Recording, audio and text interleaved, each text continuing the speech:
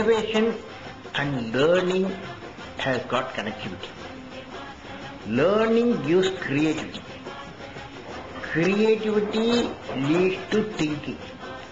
Thinking provides knowledge. Knowledge makes you great. This knowledge is the foundation for innovation. Innovation can come from anywhere. It can come from fisherman village.